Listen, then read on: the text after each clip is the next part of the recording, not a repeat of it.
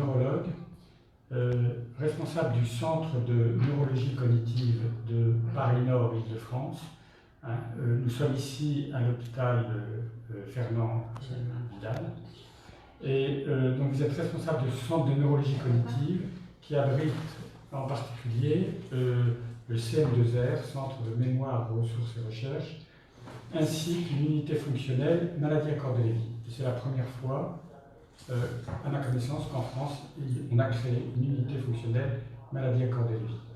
Donc vous êtes une spécialiste de la maladie à corps de Lévy.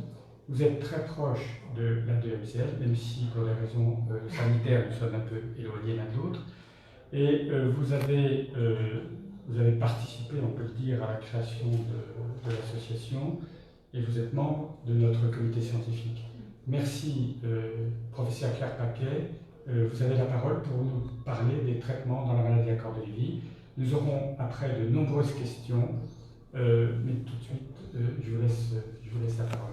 Merci beaucoup, merci pour l'invitation. Bonjour tout le monde. Donc pour vous parler des traitements, je vais juste faire une petite introduction. On pourra mettre un document sur le site si besoin pour illustrer. Donc pour rappeler que la maladie à corps de Lévy, c'est une maladie qui est due au dépôt d'une protéine anormale qu'on appelle alpha-synucléine. Alpha-synucléine, c'est en correspondance aux synapses qui sont les connexions entre les neurones. Donc c'est différent de la maladie d'Alzheimer dans laquelle se déposent deux protéines qu'on appelle A-bêta et tau. Et c'est proche de la maladie de Parkinson dans laquelle se dépose aussi l'alpha-synucléine, mais pas dans les mêmes endroits du cerveau, pour être synthétique.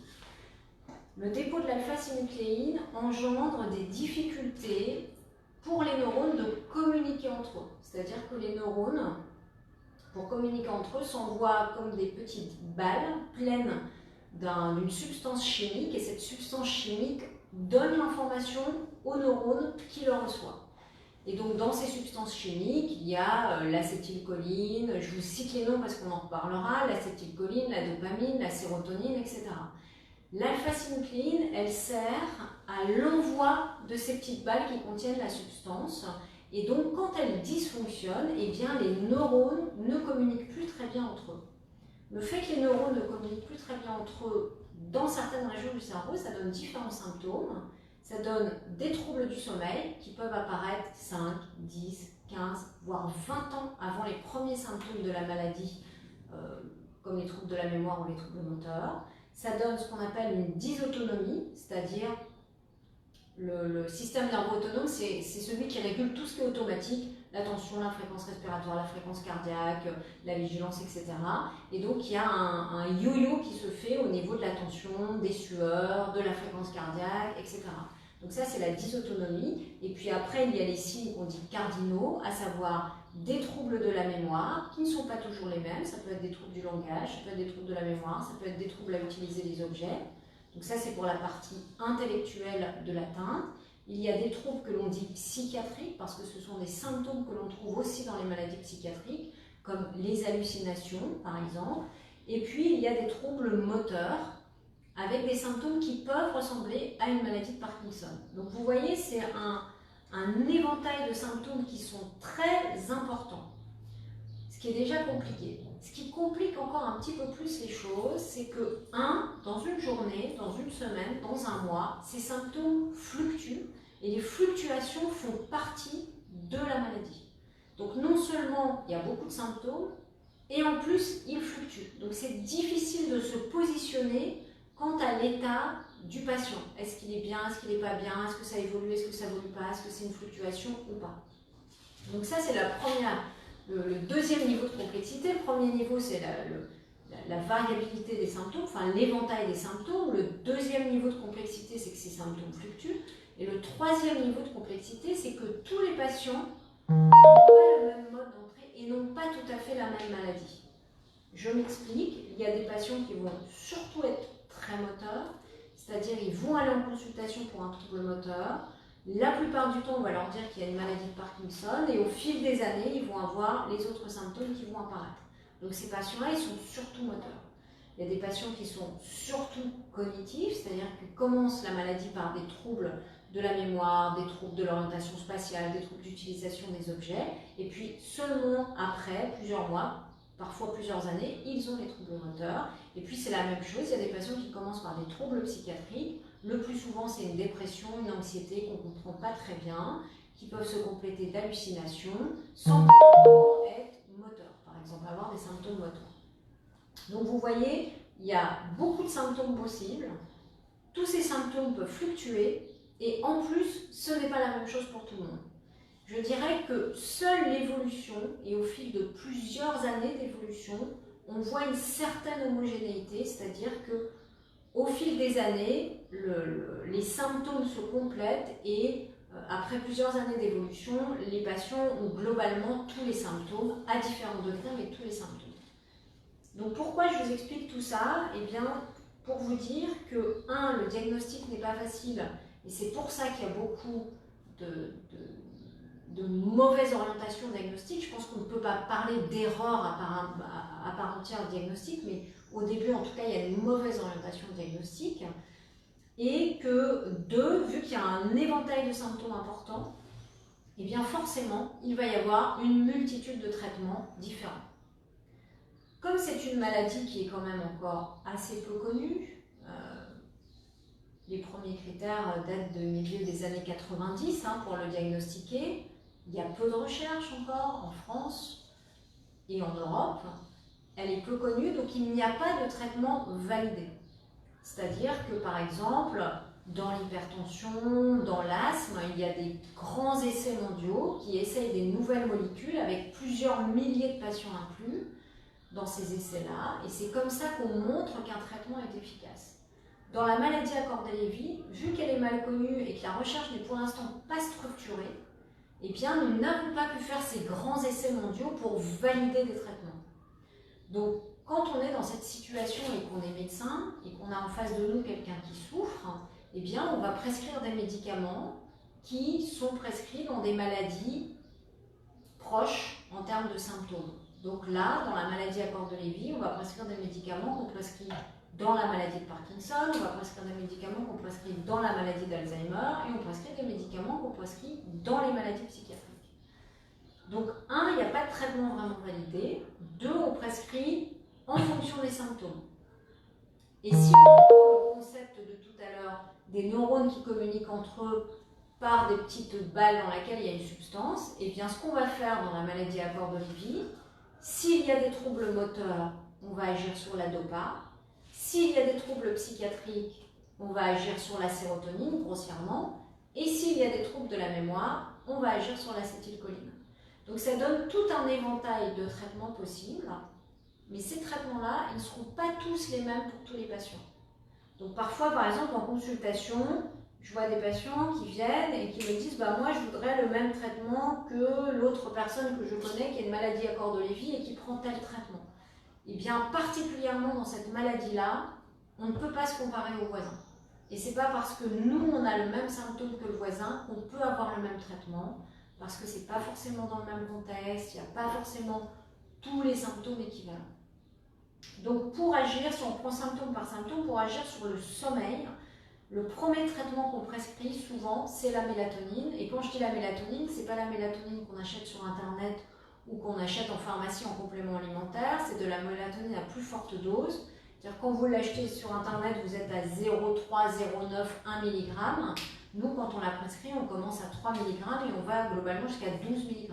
Donc 10, 20 fois plus.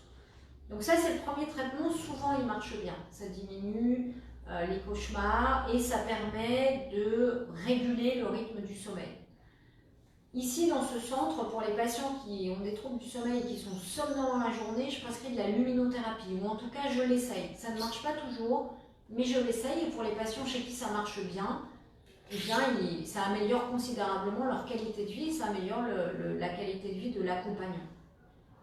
Donc ça, c'est pour le sommeil. Pour les symptômes moteurs, on met les traitements qu'on met dans la maladie de Parkinson. Donc ce sont des traitements qui vont favoriser la libération de dopamine. Donc on dit, vous devez entendre classiquement L-Dopa. Donc ces traitements-là ne fonctionnent pas toujours, malheureusement. Et quand ils fonctionnent, en fait, souvent, on est limité par la dose, parce que plus on augmente la L-Dopa, et plus on augmente le risque d'hallucination. Donc en fait, on met le traitement par L-Dopa, on l'augmente petit à petit, et souvent on est limité dans l'augmentation puisqu'il y a des hallucinations qui soit s'aggravent, soit apparaissent. Mais c'est une option à essayer et à garder s'il y a des troubles moteurs. C'est juste pour vous expliquer qu'on est un petit peu plus coincé dans la maladie de Parkinson où on augmente fortement les doses. Donc ça, c'est le deuxième champ d'action des traitements. Le troisième champ d'action des traitements, c'est pour la mémoire. On met les médicaments qu'on prescrit dans la maladie d'Alzheimer, qui ont été déremboursés en France, hein, mais on reste le seul pays à les avoir déremboursés. Donc ils ont une efficacité dans la maladie à corps de Lévy sur l'évolution des troubles cognitifs, sur le niveau de vigilance, c'est-à-dire sur le fait que la personne n'ait plus d'initiative, soit très apathique, soit somnolente. Et parfois, certaines études ont montré que ça pouvait agir sur les hallucinations. Donc ça, c'est une troisième possibilité de traitement. Et la quatrième possibilité de traitement, il y en a même 5, c'est pour agir sur les symptômes qu'on va dire psychiatriques. Et là, il y a 2 possibilités. Un, agir sur la dépression. Et on va mettre des traitements antidépresseurs qu'on met habituellement dans les autres maladies qui donnent des symptômes dépressifs. Donc on peut donner des antidépresseurs, on peut donner des anxiolytiques à petite dose si le patient est anxieux. Et le dernier champ, et qui reste dans les symptômes psychiatriques, c'est pour les hallucinations. On peut donner des traitements spécifiques pour les hallucinations. Celui qui a le plus montré son efficacité, ça reste ce qu'on appelle la risperidone. On parle beaucoup aussi du Leponex ou de la clozapine, qui est utilisée dans les maladies de Parkinson, de patients qui ont des hallucinations, et dans les maladies à corps de Lévy. Et puis il y en a 2 autres qui sont moins utilisés. Néanmoins, le Risperdal reste celui qui a le plus montré son efficacité. Et là encore, un peu comme pour la L-Dopa, on est un petit peu coincé parce que ces médicaments-là peuvent aggraver les symptômes moteurs. Donc vous voyez, c'est pas facile parce qu'il y a une grande variabilité de symptômes. Quand on veut évaluer l'efficacité du traitement, comme les symptômes fluctuent, il faut se donner un petit peu de temps. Comme tous les patients n'ont pas les mêmes symptômes, tous les patients n'auront pas le même traitement. Et ensuite, quand on prescrit plusieurs traitements, il faut bien faire attention de débuter lentement parce qu'il peut y avoir des effets secondaires de ces traitements. Donc ça fait un éventail important de choses à évaluer dans la maladie à corps de Lévy pour améliorer la qualité de vie et les symptômes de patients. Si on parle de guérir la maladie, il n'y a actuellement pas de médicaments qui guérissent la maladie. C'est vrai pour cette maladie-là, et c'est vrai pour la majorité des maladies en médecine. Quand on est asthmatique, on reste asthmatique, on soulage juste les symptômes. Quand on est épileptique, on reste épileptique, on soulage juste les symptômes. Donc ce n'est pas le seul cas où on n'a pas de traitement curatif. Là, ce qu'on va faire, c'est soulager les symptômes et tout faire pour que l'évolution soit la plus lente possible. Donc voilà pour une longue introduction sur les traitements de la maladie à corps de Lévy. Et donc maintenant, je suis disponible pour répondre aux questions. Merci beaucoup.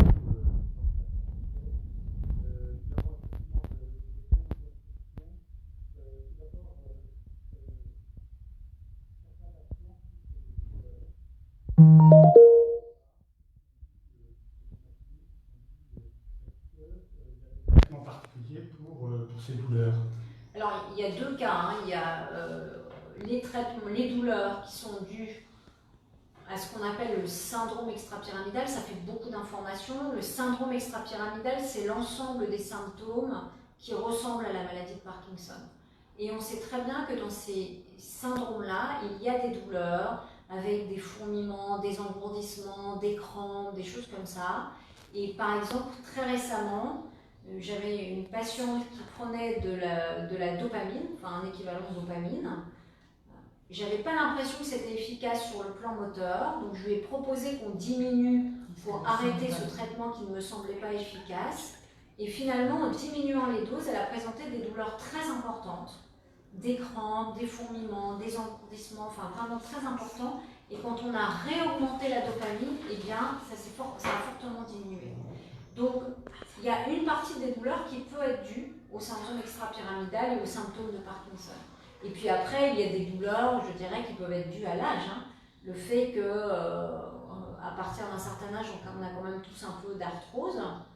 On est moins mobile parce que soit on est apathique, soit on a des symptômes moteurs. Et puis le fait de rester comme ça immobile peut donner, quand on se lève, quand on commence à marcher, des douleurs. Et dans ce cas-là, pour ces douleurs-là, il faut privilégier le paracétamol en première intention.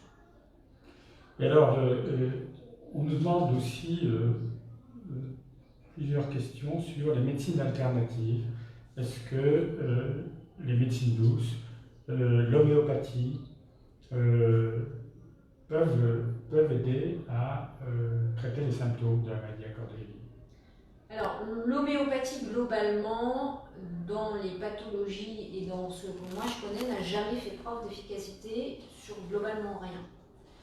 C'est-à-dire que tous les essais thérapeutiques faits dans l'homéopathie, où on prend un groupe de patients qui prend l'homéopathie, un groupe de patients qui prend ce qu'on appelle un placebo, c'est-à-dire un faux traitement, ça a démontré que l'homéopathie n'avait aucune action. Ensuite, il faut bien imaginer que la maladie à corps de Levy, comme toutes les maladies neurodégénératives, c'est une maladie qui évolue depuis des années. Je vous disais, les troubles du sommeil peuvent apparaître 5 ans, 10 ans, 15 ans avant. Ça veut dire que le cerveau, il a une accumulation de protéines depuis plusieurs dizaines d'années. Donc imaginez que des plantes à petite dose puissent contrer une telle maladie, c'est scientifiquement très douteux. En tout cas, moi je suis très dubitative. Après, si on parle de médecine alternative ou de médecine naturelle, par exemple, la mélatonine est une substance naturelle qui a démontré son efficacité quand on la donne à forte dose. Et alors, l'agressivité, certains aidants trouvent que c'est difficile d'accompagner leurs proches qui souvent ont des troubles de comportement qui les rendent agressifs. Et comment faire en sorte d'apaiser les malades pour calmer cette agressivité, puisque ce sont simplement des médicaments psychiatriques comme les anxiolytiques, ou bien ce que... Alors en fait, ce qui est très difficile dans les troubles du comportement, et là où l'accompagnant est très important, mais aussi le patient, c'est bien caractériser ce qu'on appelle le trouble du comportement. Parce que le trouble du comportement, ça veut tout dire et rien dire pour un médecin. Parce qu'effectivement, ça peut être une anxiété, un énervement, une dépression, mais il faut comprendre ce qui se passe. Pourquoi il réagit comme ça? Donc, ça peut être parce qu'il a des hallucinations et qu'il en souffre. Ça peut être parce que le patient a des douleurs et qu'il n'arrive pas à l'exprimer et qu'il ne se sent pas bien. Ça peut être parce que sa tension fluctue et qu'en fait, quand on a 8 de tension et qu'on est debout, on n'est pas bien, on est fatigué, on réagit mal. Ça peut être parce qu'il a une constipation et qu'il ne l'a pas exprimé. Et ça, tous ces mal-être-là peuvent engendrer des troubles du comportement. Donc, il faut le plus souvent rechercher une cause. La deuxième chose qui est très importante et qui est probablement sous-estimée à la fois des patients, des accompagnants et des médecins, c'est l'interaction qu'on a avec le patient. C'est-à-dire qu'un accompagnant, aussi bienveillant soit-il, peut être un peu déclencheur d'un énervement ou d'une irritabilité. Soit parce qu'il veut trop assister et donc il est trop présent, et certains patients le disent, j'en ai marre qu'on soit sur mon dos, on me prend pour un enfant. Donc ça peut créer chez quelqu'un qui contrôle difficilement ses émotions de la violence et de l'énervement. Ça peut être l'inverse, c'est-à-dire un accompagnant qui se dit je vais le laisser se débrouiller tout seul parce qu'il faut qu'il reste autonome. Et puis finalement, le patient va se retrouver face à ses difficultés et mal le vivre. Pour la même raison, il a du mal à contrôler ses sentiments, du mal à contrôler ses pulsions, donc il peut mal réagir. Donc il faut comprendre pourquoi il réagit mal, et il faut savoir, je sais que c'est pas facile de trouver le juste milieu, mais en tout cas, il faut savoir en tant qu'accompagnant, analyser ses propres comportements et ses propres tendances.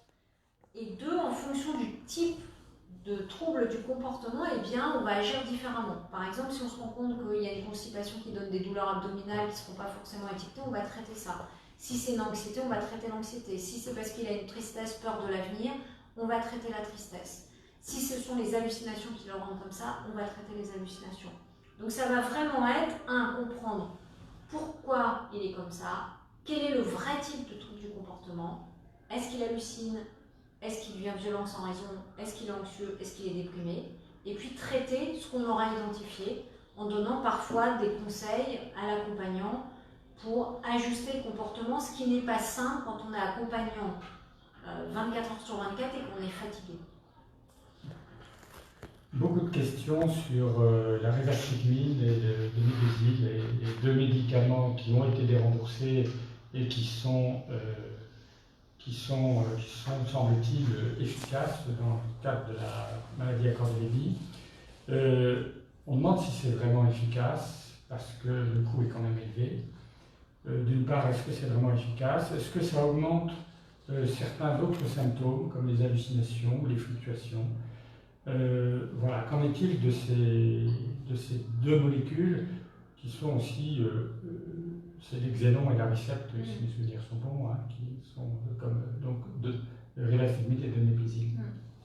Alors, la rivastigmine et le donepezil, quand on lit les méta-analyses, une méta-analyse, c'est une analyse qui reprend toutes les publications qui ont été faites et qui va réanalyser pour voir quel est le résultat qui est constant dans toutes les études qui ont été faites. Donc là, ces médicaments-là sont les seuls qui ont montré une efficacité pour améliorer la vigilance et améliorer notamment le niveau de concentration, donc agir sur les symptômes cognitifs. C'est le seul aussi, ce sont les seuls qui ont montré dans les méta-analyses, hein, il n'y a pas eu d'essai spécifique thérapeutique, mais qui ont montré une efficacité sur l'apathie.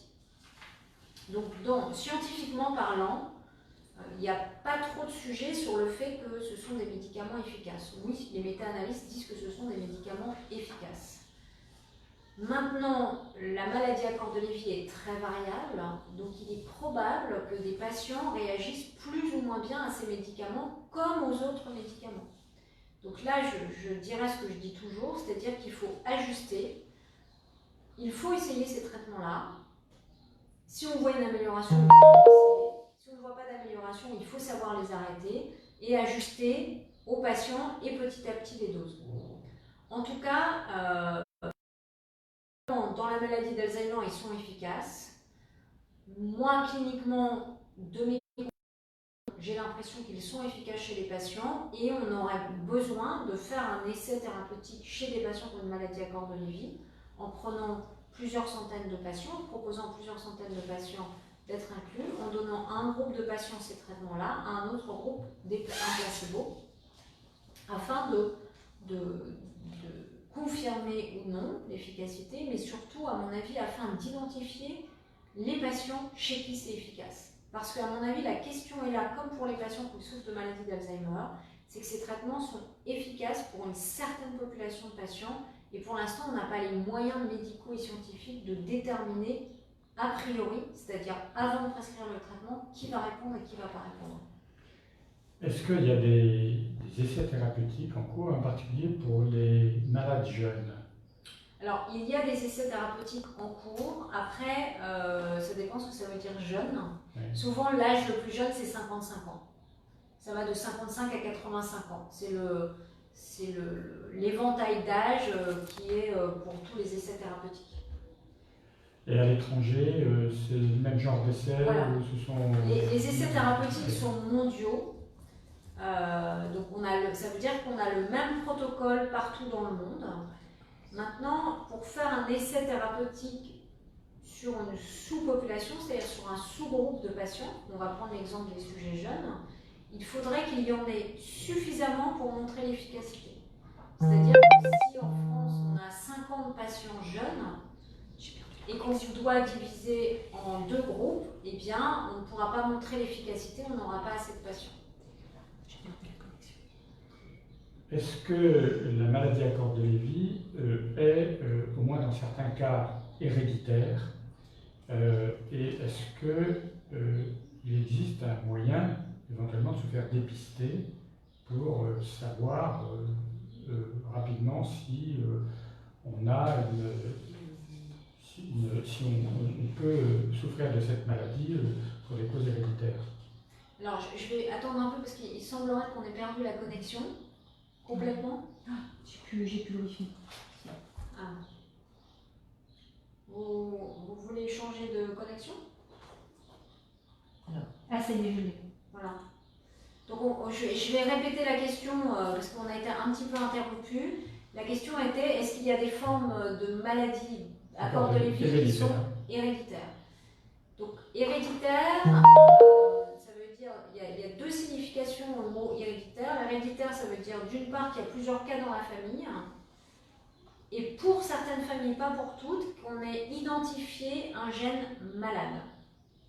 Donc des cas de famille où il y a maladie de Parkinson, maladie à corps de Lévy associée, qui est plusieurs cas dans la famille, oui, ça c'est décrit. C'est assez rare, mais c'est décrit.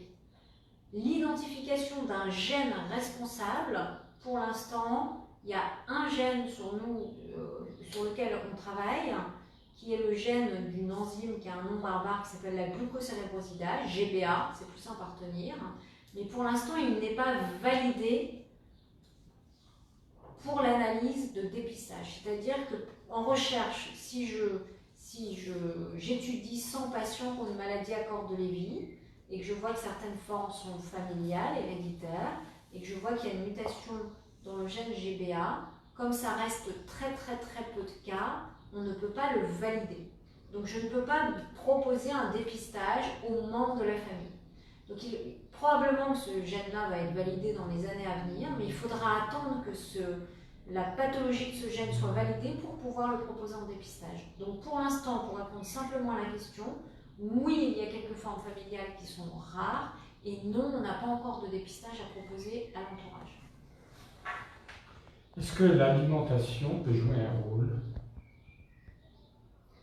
Alors la question de l'alimentation est assez complexe, et j'avoue qu'en ce moment, ça part un peu dans tous les sens. Quand on voit les trentenaires, il y en a pas un qui fait pas un régime particulier, donc il y a le sans gluten, le sans sucre, le cétogène, le protéique, voilà.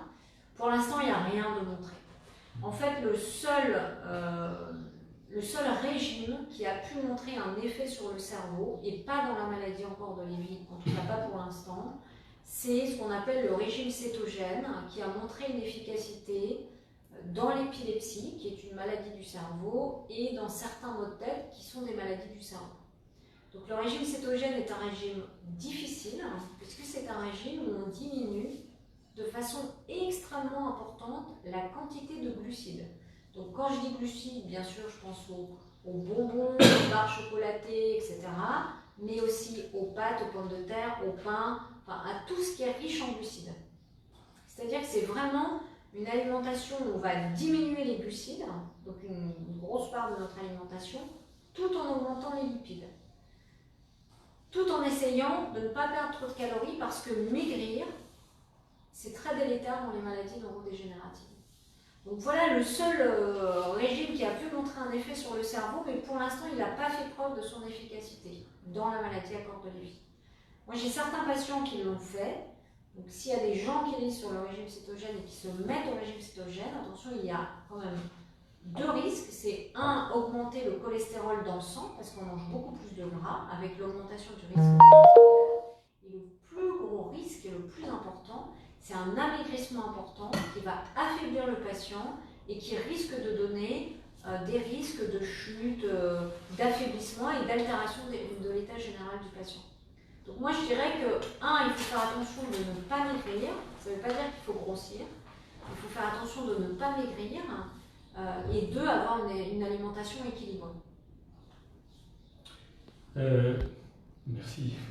Est-ce qu'on nous demande aussi comment traiter les fausses routes, qui sont nombreuses en fait avec les symptômes parkinsoniens? Est-ce qu'il y a des traitements, est-ce qu'il y a des façons de faire qui permettent d'éviter les fausses routes? Alors en fait, il y a une rééducation qui est faite par les orthophonistes, et vraiment ça marche très bien. Donc elles ont une manœuvre que je ne voudrais pas mimer ici, et donc elles apprennent aux patients à éviter que ça parte trop loin. Donc il y a une technique où le patient déglutit, baisse la tête et contrôle sa déglutition comme ça. Franchement, ça marche très bien, puisque les fausses routes, ça se rencontre bien sûr dans la maladie à corps de Lévy, dans plein d'autres maladies neurodégénératives, mais aussi par exemple dans les attaques cérébrales. Parfois après, les patients ont des fausses routes, donc ça marche bien. Si vraiment ce sont des fausses routes importantes au liquide ou à certains aliments, eh bien, il faut soit épaissir les liquides, il faut trouver le bon épaississant parce que c'est pas toujours très agréable, soit mixer ou réduire en tout petits morceaux, par exemple des gros morceaux de viande. C'est sûr que faire une fausse croûte avec des gros morceaux de viande, c'est très dangereux. Donc soit mixer l'alimentation. Moi, je prescris tôt de l'orthophonie pour deux choses. Un, pour la prévention des fausses croûtes, et pour que l'orthophoniste explique bien aux patients comment éviter la fausse croûte, et deux, pour la stimulation cognitive. Merci. Est-ce que j'avais une question sur quel médecin doit s'occuper d'un malade à corps de vie? Est-ce que c'est peut-être systématiquement un neurologue? Alors, c'est très anticorporatiste. En fait, ça dépend beaucoup. Je pense que pour manipuler, bon, d'abord il y a deux catégories, hein, trois catégories. Il y a les neurologues, les gériatres, les psychiatres. D'accord? Beaucoup de gériatres sont neurologues de formation en France. Donc, ces personnes-là peuvent tout à fait manipuler assez aisément des médicaments qui sont assez spécifiquement pour les neurologues. Je pense à tout ce qui est médicaments maladie de Parkinson. Après, pour les symptômes psychiatriques, si le neurologue ou le gériatre arrive un petit peu aux limites de ses possibilités, on peut avoir recours à un psychiatre. Donc moi, je ne dirais pas qu'il y a un type de médecin qui doit s'occuper d'un patient à corps de Lévy. Je dirais qu'il peut y avoir le médecin que le patient et la famille aura choisi, qui peut être un neurologue, un psychiatre ou un gériatre, mais que ce médecin doit accepter que sur certains points, il fasse appel à d'autres spécialistes, le psychiatre, le gériatre ou le neurologue. C'est-à-dire si moi, neurologue, je vois que le patient qui a plus de 75 ans présente plusieurs pathologies où il faut réfléchir dans la globalité, ben, je n'hésiterai pas à demander un avis gériatrique. Ou si je vois que je suis un petit peu limitée dans le traitement des hallucinations qui sont très gênantes et que j'ai essayé tout ce que je savais faire, eh bien je l'envoie ici en psychiatrie, il me prenne quelques jours d'hospitalisation pour adapter le traitement. Donc il n'y a vraiment pas de notice à dire il faut absolument ce type de médecin. Concernant neurologue et gériatre, il y a quand même une question d'âge, hein, c'est-à-dire que les gériatres traitent plus les patients au-delà de 80 ans, mais il y a aussi une question d'ouverture du médecin qui voit le patient et qui doit accepter que parfois on a besoin de l'aide de nos confrères pour bien traiter les symptômes. Est-ce qu'on connaît les raisons pour lesquelles on est atteint de la maladie à corps de Lévy? Les causes? Est-ce que c'est viral? Est-ce que c'est... Alors, on n'a pas d'hypothèse virale encore dans la maladie à corps de Lévy, mais je suis sûre que ça va venir, puisque dans la maladie d'Alzheimer, on en a parlé il y a 10 ans, on en reparle maintenant, voilà. Il y a une chose qui est claire, alors là, on ne va pas entrer dans des détails trop compliqués. Dans notre cellule, on a un système, comme en ville, d'éboueurs. C'est-à-dire qu'on produit des choses, tous les jours, et puis parfois, dans ce qu'on produit, il y a des erreurs, et puis ce qu'on produit n'est pas exactement ce qu'on voulait faire. Eh bien, la cellule, quand elle produit une protéine qui n'est pas exactement ce qu'elle voulait produire, elle a un système d'éboueurs qui jette à la poubelle cette protéine et la détruit. Et à un moment donné, dans les maladies neurodégénératives, les cellules produisent mal les protéines, et puis les protéines vont changer de conformation, c'est-à-dire que par exemple, plutôt que d'être plate, je vais la chiffonner, comme ça, la protéine, elle est comme ça, et ce qui fait que quand l'éboueur de la cellule arrive, ça, il ne sait pas quoi en faire, parce que lui, il est fait pour traiter une protéine de conformation plate. Ce qui fait que les protéines mal conformées ne sont plus éliminées et commencent à s'accumuler. Maintenant, qu'est-ce qui est le déclencheur de ça? Il y a probablement en partie pour certains patients dans la maladie à corps de Lévy le gène dont j'ai parlé tout à l'heure, GBA. Ça représente un petit nombre probablement, mais ce n'est pas encore élucidé, c'est pour ça qu'on travaille dessus. Et puis après, c'est ce qu'on dit en médecine quand on ne sait pas, et c'est parce qu'on le dit parce que c'est sûrement vrai, c'est multifactoriel. C'est-à-dire qu'il y a une raison, il y a notre patrimoine génétique qui prédisposent. Il y a l'environnement, par exemple dans la maladie de Parkinson, il a été montré le rôle des pesticides, donc il y a sûrement une question d'environnement, et puis les comorbidités, donc les autres maladies, l'éducation, etc. Donc c'est multifactoriel, et ça n'est pas dû à une chose. Est-ce que souvent les aidants disent qu'ils ont beaucoup de mal à faire accepter aux patients d'être aidés, qu'il y ait des aides à domicile, du soutien, même des soins comme kiné ou orthophoniste. Est-ce que, même du refus d'hygiène quelquefois, est-ce qu'il y a des moyens pour aider les aidants à faire accepter ce soin? C'est vrai dans la maladie à corps de Lévy et c'est vrai dans la maladie d'Alzheimer. Moi, je vois deux raisons à ça. Je pense qu'il y a une vraie souffrance de la part des patients de voir son propre déclin. C'est toujours difficile, hein, même quand ce n'est pas dans les conditions de maladie à corps de Lévy. Et accepter les aides, c'est aussi accepter le déclin. Et surtout aux yeux des gens qu'il ou qu'elle aime, le conjoint, les enfants, etc. Et la deuxième chose qui alimente ce refus de soins ou ce refus d'aide extérieure, c'est le fait qu'il y a des difficultés pour se rendre compte de l'importance des symptômes. C'est ce qu'on appelle classiquement l'anosognosie. En fait, un des moyens de se protéger de ce refus, c'est d'agir très tôt. Et moi, je le vois quand on met très tôt des intervenants extérieurs, et ces intervenants, on ne va pas faire, pour quelqu'un de très débutant, on ne va pas faire intervenir quelqu'un pour la toilette, qu'on soit bien d'accord, mais que très tôt, et ce n'est pas seulement le patient, c'est aussi l'accompagnant, accepte des aides extérieures. Et en fait, le fait qu'à un moment donné de l'évolution, le patient ne souhaite plus ou refuse les aides extérieures, c'est parce qu'on arrive un peu tard dans l'adaptation que lui peut faire, et qu'avant cette étape-là, l'accompagnant n'était pas pour en disant « je vais me débrouiller tout seul ». Donc là, c'est vraiment une histoire de couple où très tôt dans la maladie, il faut mettre en place des aides extérieures, il faut mettre en place tôt une activité pour le patient et des activités pour les dents, qu'ils aient chacun leur vie. Et en fait, le réflexe quand il y a une maladie neurodégénérative qui apparaît dans le couple, c'est de se recroqueviller, que le conjoint compense le patient et que ça tourne comme ça. Et à un moment donné, il va y avoir saturation, parfois des deux, parfois que de l'accompagnant. Et là, l'accompagnant se dit, il faut que j'ai de l'aide. Sauf que c'est beaucoup plus difficile quand ça fait des mois, des années qu'on fonctionne comme ça, que quand c'est très débutant. Donc je pense que faire accepter quelque chose qui est fortement refusé par le patient, c'est toujours très compliqué, ça prend du temps. Donc le moyen, c'est de le faire très tôt dans la maladie. Et quand on a, tant pis, c'est passé, qu'on n'a pas fait très tôt dans la maladie, c'est ne rien lâcher. C'est-à-dire qu'il ne faut pas imposer 3 heures d'aide d'emblée, mais c'est petit à petit grignoter et mettre des aides. Oui, vous allez aller à la tension et au conflit. Et pourquoi je dis ça? Parce qu'on se rend très bien compte que quand l'accompagnant n'en peut plus, et bien bizarrement, les aides, on arrive à les mettre en place. Donc souvent, c'est pas que le patient. C'est le patient refuse et l'accompagnant, ce qu'on peut comprendre, ne veut pas forcer son conjoint, son parent, parce que ça lui fait mal au cœur, mais le jour où il n'en peut plus, et les aides se mettent en place. Donc c'est vraiment une question de binôme, c'est pas toujours des couples.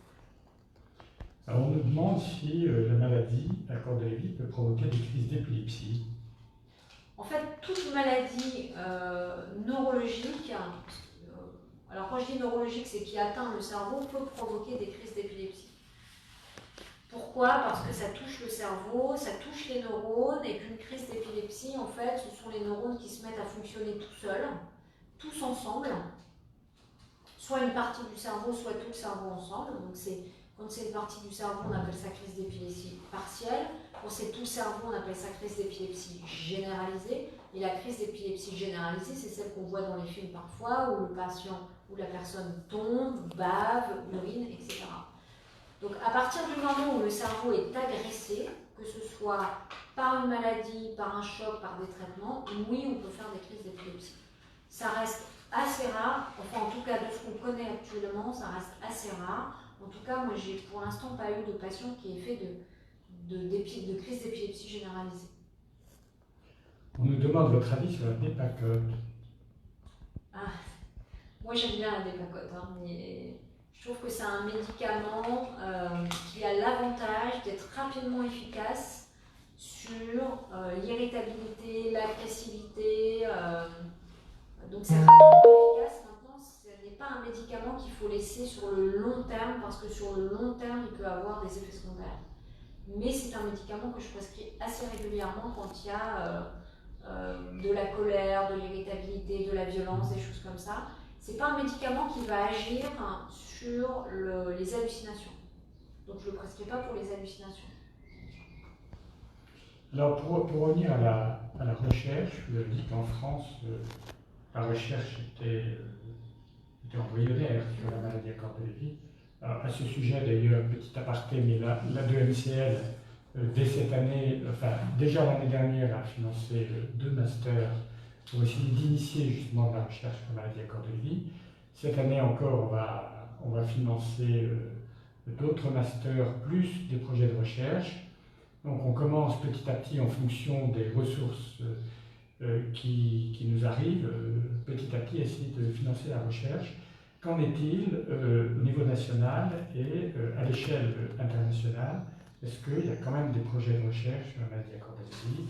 Qu'est-ce qu'on peut espérer pour les années à venir? Alors on va commencer au niveau international, puis on va se recentrer sur la France.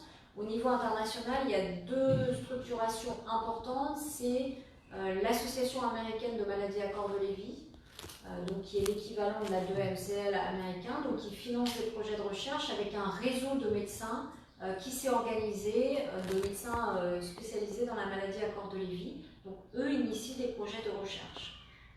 Pour l'instant, il n'y a pas de traitement qui a émergé de cette initiative et de ce réseau. En Europe, il y a ce qu'on appelle la European Association de maladies à corps de Lévy, DLB en anglais. Donc là aussi, il y a 2 choses. Il y a une part le regroupement des associations européennes pour les patients et d'autre part un réseau de neurologues et de gériatres sur le territoire européen. Et ce qu'on fait actuellement, en fait, c'est surtout qu'on met en commun toutes nos données cliniques et nos données biologiques pour voir ce qui ressort comme élément important dans la maladie à corps de Lévy sur le plan biologique, sur le plan de l'IRM, etc.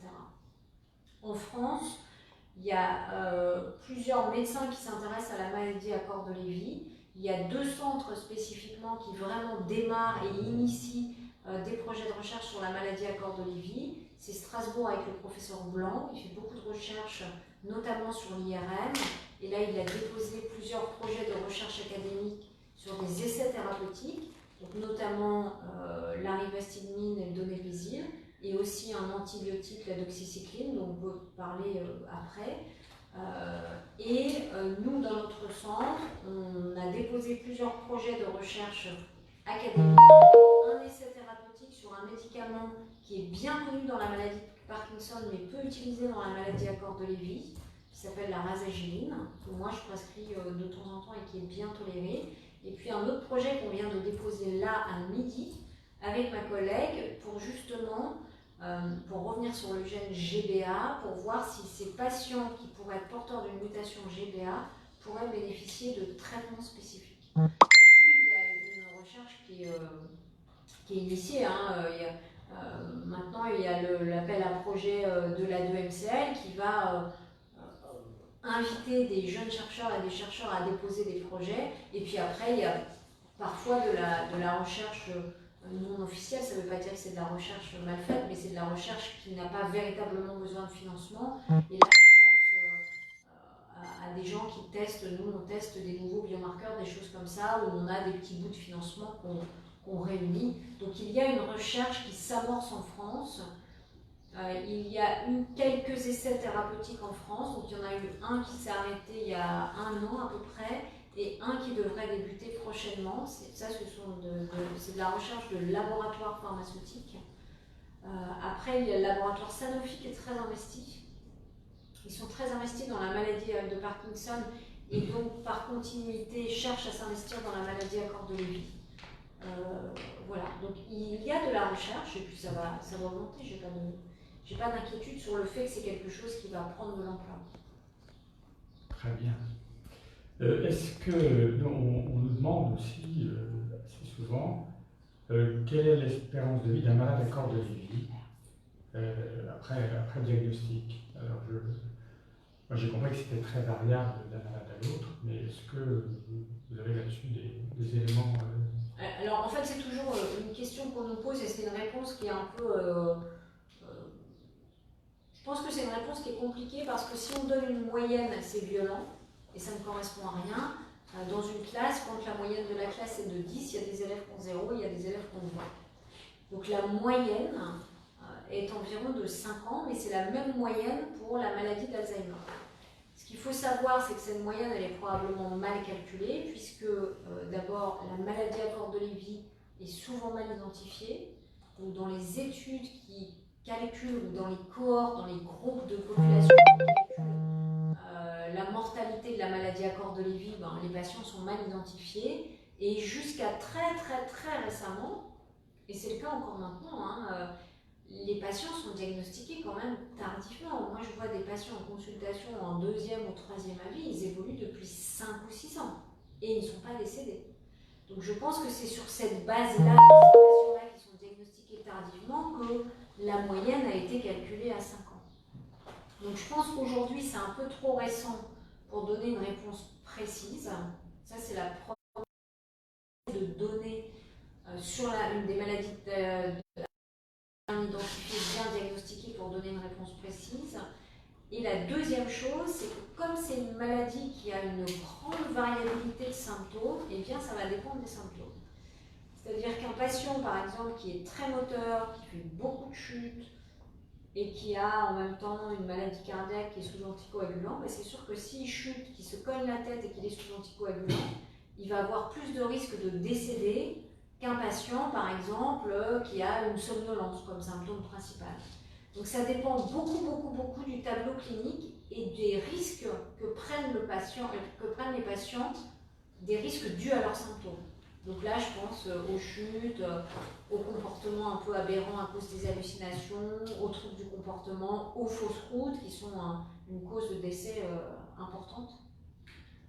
Dans la 2MCL, on observe qu'au sein de notre association, on observe que les malades qui sont diagnostiqués tôt, à qui on a bien expliqué les symptômes, qui comprennent bien tout ce qui leur arrive ou tout ce qui peut leur arriver, même s'ils n'ont pas ces symptômes, vivent beaucoup mieux leur maladie, ils sont beaucoup plus apaisés et on a même l'impression que la maladie évolue moins vite. Est-ce que vous confirmez que ça peut servir à calmer, on va dire, les symptômes de la maladie et son évolution? Alors oui, ça sert souvent à ralentir parce qu'en fait, quand on suit, d'abord on soulage les symptômes, ensuite il y a quand même certains médicaments dont on a l'impression qu'ils ralentissent l'évolution, mais je pense aux anticholinésterasiques, à la rasagiline, et en tout cas, ils évitent les accidents, des accidents qui pourraient aggraver très rapidement les symptômes. Ensuite, concernant le comment vit-on la maladie quand on en est informé, oui, bien sûr, la pédagogie et l'explication des symptômes est très importante. Pourquoi? Parce que, par exemple, quand on a une anxiété, une dépression, une apathie ou une limitation motrice et que le conjoint ou le binôme, l'enfant, l'accompagnant ne comprend pas, eh bien, l'accompagnant peut s'énerver en pensant que le patient le fait exprès. Et de là, l'accompagnant s'énerve, le patient le vit mal, la mayonnaise monte, et tout ça est très mal vécu. Donc quand l'accompagnant, que ce soit l'enfant, le conjoint et le patient comprennent les symptômes, ils ne paniquent pas, ils ne perdent pas espoir, on peut adapter les traitements, et ces traitements évitent des accidents. Donc oui, je suis assez d'accord sur le fait que c'est souvent, c'est mieux vécu. C'est sûr que l'annonce diagnostique à un stade précoce, c'est toujours l'annonce diagnostique d'une maladie grave, de toute façon, est toujours une étape, que ce soit un cancer, le VIH ou une maladie neurodégénérative. Mais après, quand on comprend ce qui nous arrive, et que si je vois des rats courir dans la pièce, mais que je sais que ces rats ne sont pas réels, on le vit mieux que si on croit que ces rats sont réels et vont venir nous mordre. Et puis quand l'accompagnant, Parfois, moi, les accompagnants me disent il a des hallucinations, c'est gênant. Si le patient n'est pas gêné, on ne le traite pas. Et ça, il faut l'expliquer à l'accompagnant. Si le patient n'a pas de réaction de peur, de fuite, d'énervement, et ça, c'est vraiment des choses qu'il faut expliquer, quoi. Merci. Et on nous demande les problèmes d'aphasie. Est-ce que c'est courant? Et sous quelle forme, les différentes formes, et comment lutter contre ce symptôme? Alors, l'aphasie, en fait, ça veut dire qu'on a des troubles du langage. Donc, les troubles du langage, il y a deux types dans la maladie à corps de Lévy. Il y a le fait d'avoir des difficultés à trouver le mot et à élaborer le mot dans sa tête. C'est ce qu'on appelle le plus souvent un manque du mot. Et c'est vrai que la maladie peut commencer comme ça, par un manque du mot, plus que par des troubles de la mémoire, où la personne cherche le mot, va donner la définition du mot, faire des contournements, mais ne pas dire le mot. Et puis, il y a des troubles, on dit souvent que c'est de l'aphasie, mais c'est plutôt de la dysarthrie. Dans la maladie à corps de Lévy, c'est moteur et les patients ont du mal à articuler, à parler. Et d'ailleurs, souvent, ils ont un peu comme ça, ils comprennent tout ce qu'ils disent, hein, parce qu'ils mâchonnent, ils parlent d'une voix monocorde, souvent basse. Donc tout ça, ça correspond au langage. Pour lutter contre tout ça, la meilleure chose, c'est l'orthophonie. Donc ça va très bien marcher sur l'aspect moteur, le fait de bien articuler, qu'on ne parle pas trop comme ça, pour qu'on nous entende bien. Donc ça, moi je recommande souvent aux patients de s'inscrire à une chorale ou de chanter, parce que vraiment ça travaille ça. Et puis l'aphasie, le fait de trouver ses mots, eh bien c'est la stimulation orthophonique qui va permettre dans un premier temps d'améliorer, dans un deuxième temps d'éviter que ça ne s'aggrave trop, en donnant des stratégies. Donc l'orthophonie a trois vertus en fait, hein. Il y a les fausses routes, la dysarthrie et l'aphasie et la concentration. Et l'apathie, est-ce qu'on peut lutter contre cette apathie récurrente qui quelquefois... Alors, l'apathie, il y a deux médicaments qui peuvent marcher. Je dis qu'ils peuvent parce qu'ils ne marchent pas toujours. C'est les médicaments à base de DOPA, donc ceux qu'on donne dans la maladie de Parkinson, quand on peut les donner, c'est-à-dire quand il n'y a pas trop de symptômes psychiatriques et quand il n'y a pas trop d'hallucinations. Donc ça peut booster. Hein. La dopamine, c'est le neurotransmetteur du plaisir et de la stimulation. C'est ce qui se libère dans le cerveau quand on prend des drogues, hein, par exemple.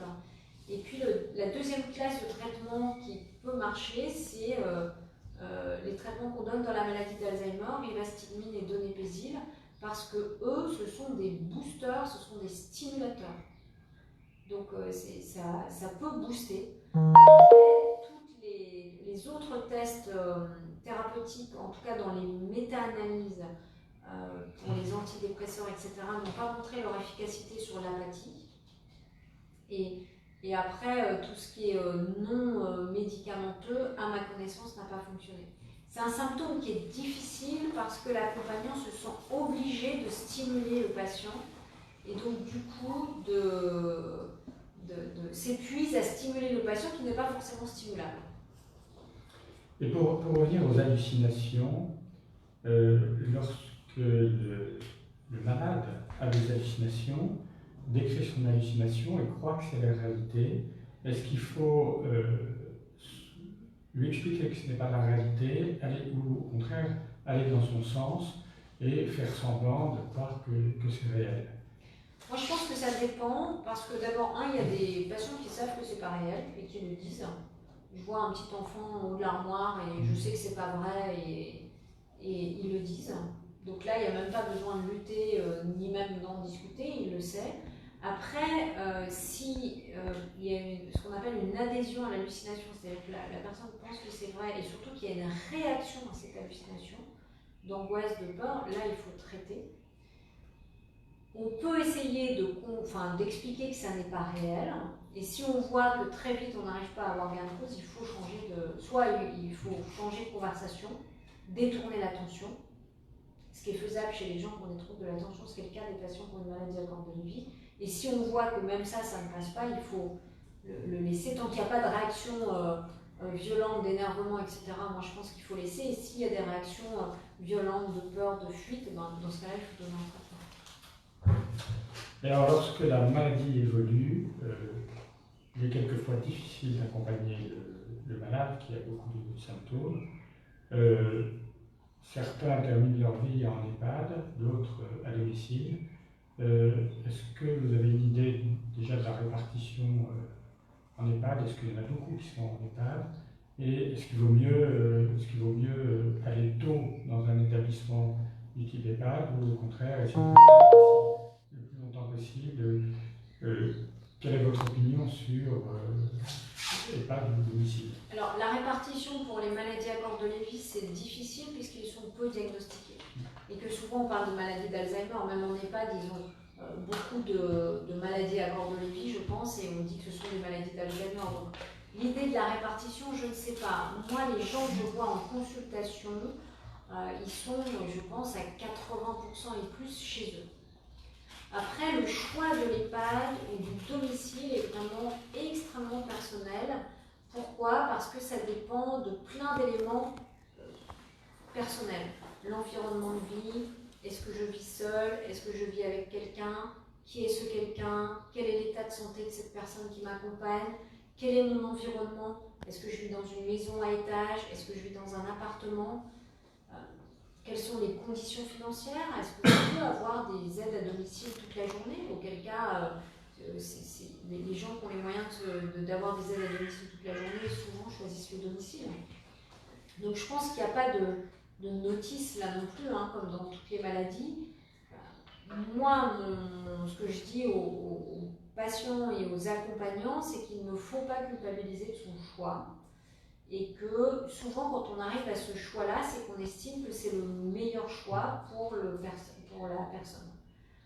Donc après, il y a des couples qui décident par exemple d'aller en résidence pour personnes âgées, qui ne sont pas une EHPAD, hein, c'est un appartement dans lequel il y a des aides autour. Parce que comme ça, il y a la présence du conjoint et puis il y a quand même une aide en cas de problème. Ils peuvent sonner la nuit et il y a quelqu'un qui vient. Donc tout ça, ce sont des choix de vie qui intriguent le conjoint, l'état de santé du conjoint, les conditions financières, l'environnement de vie et puis la famille. Donc il n'y a pas de notice et je pense qu'il faut y réfléchir longtemps à l'avance pour faire le bon choix et notamment le bon choix d'institution si on a besoin d'institutionnaliser la personne. Et puis éviter, je sais que ce n'est pas forcément évitable, mais travailler pour culpabiliser le moins possible en se disant que la solution qui est choisie a été choisie parce qu'elle apparaît comme la meilleure solution pour tout le monde. Il faut aussi préserver l'accompagnant, parce qu'un accompagnant qui veut absolument mener jusqu'au bout le patient a un risque de tomber lui-même malade. Si lui-même tombe malade, voire décède, ça arrive, et bien de toute façon, le patient se retrouvera en institution et en plus n'aura plus d'accompagnant. Donc il ne faut vraiment pas culpabiliser à dire « Ah non, non, non, surtout pas l'EHPAD, je donnerai ma vie pour pas qu'il aille en EHPAD ». Parfois, c'est la solution qui s'impose pour le bien-être des deux personnes. L'expérience montre en plus que dans certains EHPAD, ça améliore considérablement la situation de l'aidant bien sûr, mais aussi du patient parce qu'il se trouve dans un environnement qui lui convient très bien. Oui, c'est pas toujours le cas, mais c'est vraiment... Et ça rompt le système un peu du couple, où les deux fonctionnent tous les deux en vase clos, les deux s'épuisent.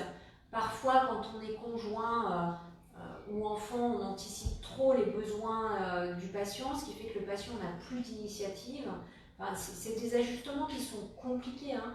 Et c'est vrai qu'on voit parfois des patients qui vont en maison de retraite ou en EHPAD et qui sont mieux parce qu'ils sont plus laissés à eux-mêmes un peu, hein, quand même. Hein. Ils ont moins la surveillance 24 heures sur 24 du conjoint. Nos questions sont en direct, hein. On arrive à la fin, donc on revient pour parler de traitement médicamenteux. Qu'en est-il de la tyrosine à la place ou en complément de la L-Dopa? Moi, j'ai rien vu là-dessus. La tyrosine, alors ça dépend si on parle de la L-tyroxine qui est une hormone thyroïdienne ou si on parle d'un complément alimentaire, mais je n'ai rien vu de scientifique là-dessus. Il y a quelques données thérapeutiques un peu originales dans la maladie à corps de Lévy en termes de traitement, et là je pense précisément à un traitement traitement anti-migraineux qui a été essayé dans la maladie à corps de Lévy avec une certaine efficacité, au moins dans une étude, mais je n'ai rien vu sur la tyrosine. Professeur Claire-Paquet, on arrive à la fin de cet entretien. Je vous remercie énormément au nom de tous les adhérents de l'association et tous ceux qui ne sont pas adhérents mais qui, j'espère, vont bientôt le devenir parce que c'est vraiment une cause importante. Statistiquement, chacun connaît quelqu'un qui est concerné par la maladie à corps de Lévy, c'est-à-dire qui est atteint de la maladie à corps de Lévy ou qui connaît quelqu'un qui est atteint de la maladie à corps de Lévy et qui ne le sait peut-être pas parce que, comme vous disiez, professeur, le diagnostic est souvent mal posé et 2/3 des malades ne seraient pas diagnostiqués.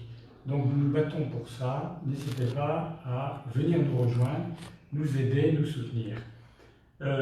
Et pour conclure, moi je vous souhaiterais simplement, très amicalement, une longue vie à l'unité fonctionnelle de maladie à corps de Lévy que vous venez de créer.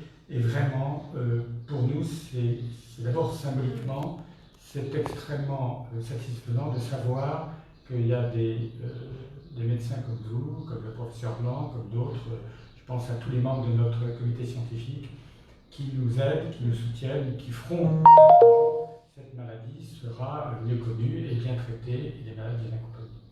Merci professeur. Bonne journée.